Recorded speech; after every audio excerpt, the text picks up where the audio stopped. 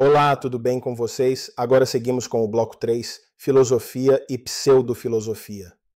Muito bem, meus amigos. Depois de falarmos sobre o declínio da inteligência pública, entramos agora em um dos pontos mais fortes e provocativos do livro O Imbecil Coletivo, a crítica de Olavo de Carvalho à filosofia praticada nas universidades brasileiras. E aqui, prepare-se, porque Olavo não tinha papas na língua.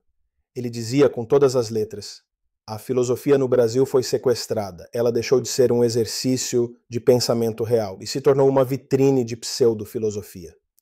Mas o que isso significa?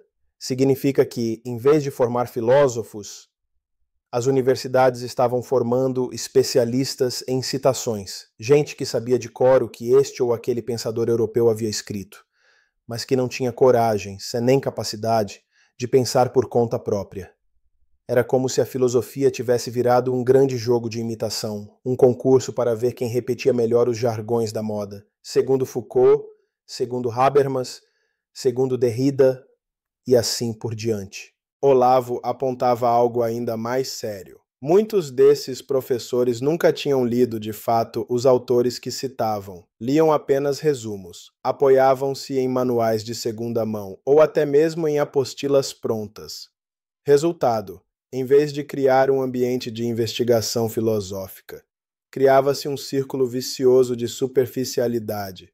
Professores que nunca leram profundamente transmitiam essa mesma superficialidade a seus alunos, e esses alunos, por sua vez, repetiam a mesma prática quando se tornavam professores.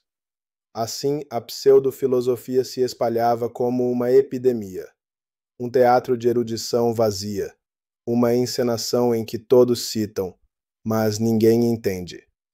E aqui está o ponto que Olavo martela com força. Filosofia não é opinião, filosofia não é slogan, filosofia não é citação de rodapé. Filosofia é um caminho árduo de busca da verdade, é um confronto com as perguntas mais profundas da existência. É um diálogo com a tradição dos grandes mestres, mas um diálogo verdadeiro que exige leitura direta, esforço pessoal e coragem intelectual.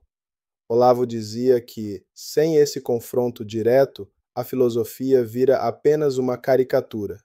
É como olhar para uma fotografia borrada e dizer que se conhece o rosto original.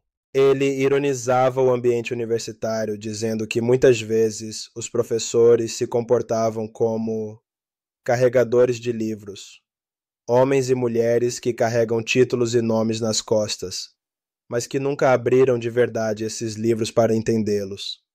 E por que isso é tão grave? Porque a filosofia deveria ser o coração pulsante da vida intelectual de um país. Deveria formar não apenas especialistas, mas cidadãos capazes de pensar com clareza, lógica e profundidade.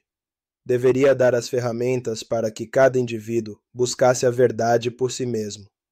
Mas quando a filosofia é sequestrada pela pseudofilosofia, ela deixa de cumprir esse papel, e a sociedade inteira perde.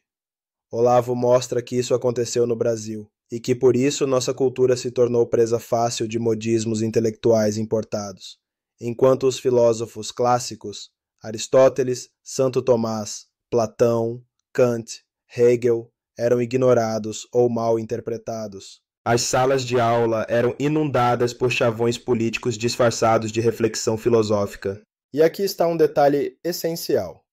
Olavo não condenava a leitura dos filósofos modernos. O que ele criticava era a leitura superficial e ideológica, o uso de nomes e conceitos como bandeiras de militância, em vez de como ferramentas para pensar a realidade. É como se a filosofia tivesse sido reduzida a um arsenal de frases de efeito, frases usadas não para buscar a verdade, mas para vencer debates, para ganhar aplausos, para silenciar o oponente. E no fundo, dizia Olavo, isso não é filosofia, é apenas retórica barata, é apenas pseudofilosofia. Mas qual é a consequência disso para a sociedade? A consequência é que formamos gerações inteiras de pessoas incapazes de distinguir entre uma ideia verdadeira e uma ideia falsa. Pessoas que confundem sofisticação verbal com profundidade real. Pessoas que acreditam que decorar slogans é o mesmo que compreender o mundo. E quando uma sociedade chega a esse ponto, ela abre espaço para todo tipo de manipulação, para todo tipo de engano, porque uma população incapaz de pensar filosoficamente se torna refém de qualquer retórica bem articulada.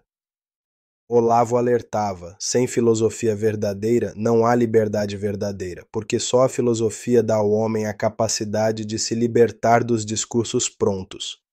A pseudofilosofia, ao contrário, escraviza. Ela forma papagaios sofisticados, indivíduos que falam bonito, mas que não sabem o que estão dizendo. Por isso, nesse bloco, a mensagem de Olavo é clara e urgente. Se quisermos resgatar a vida intelectual do Brasil, precisamos começar pela filosofia. Mas não qualquer filosofia. Não a filosofia de manuais e apostilas. Precisamos da filosofia viva, real, enfrentada de frente, sem muletas. Precisamos voltar aos clássicos. Precisamos ler diretamente as fontes. Precisamos recuperar a coragem de pensar por conta própria, porque só assim poderemos vencer o domínio da pseudofilosofia e reconstruir uma cultura que mereça ser chamada de inteligente. Esse foi o bloco 3, Filosofia e Pseudofilosofia. Se você gostou, curta, comente, compartilhe. E no próximo vídeo traremos o bloco 4 dessa jornada de entendimento e discussão sobre um dos maiores nomes do pensamento. Um abraço